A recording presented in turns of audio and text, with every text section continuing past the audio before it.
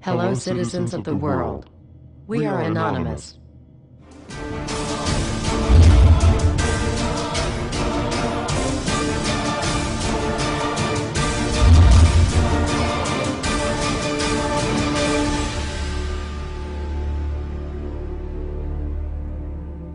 Dear brothers and sisters, now is the time to open your eyes. In a stunning move that has civil libertarians stuttering with disbelief, the U.S. Senate has just passed a bill that effectively ends the Bill of Rights in America. The National Defense Authorization Act is being called the most traitorous act ever witnessed in the Senate, and the language of the bill is cleverly designed to make you think it doesn't apply to Americans. But toward the end of the bill, it essentially says it can apply to Americans if we want it to. Bill summary and status. 112th Congress, 2011 to 2012, S. 1867. Latest title, National Defense Authorization Act 4. This bill, passed late last night in a 93-7 vote, declares the entire USA to be a battleground upon which U.S. military forces can operate with impunity, overriding posse comitatus and granting the military the unchecked power to arrest, detain, interrogate and even assassinate U.S. citizens with impunity. Even Wired magazine was outraged at this bill, reporting, "Senate wants the military to lock you up without trial. The detention mandate to use indefinite military detention in terrorism cases isn't limited to foreigners." It's confusing, because two different sections of the bill seem to contradict each other.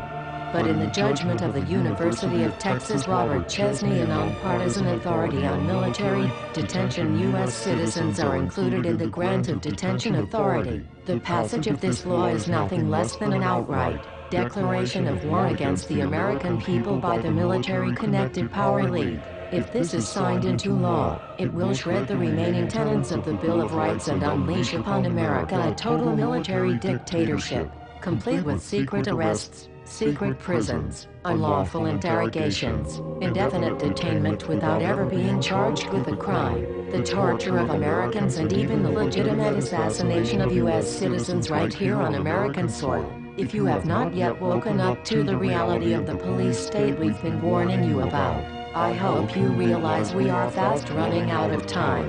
Once this becomes law, you have no rights whatsoever in America, no due process, no First Amendment speech rights, no right to remain silent, nothing.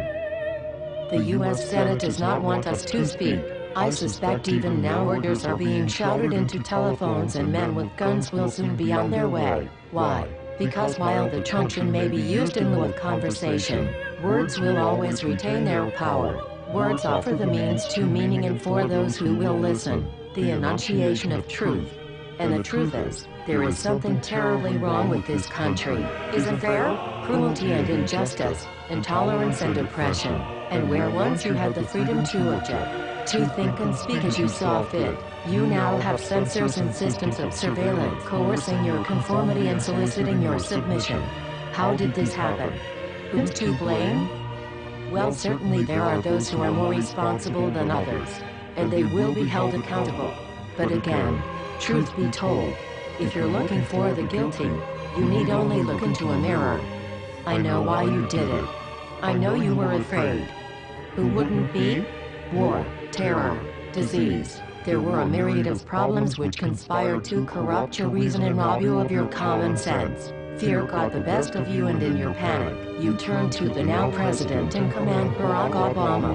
He promised you order. He promised you peace.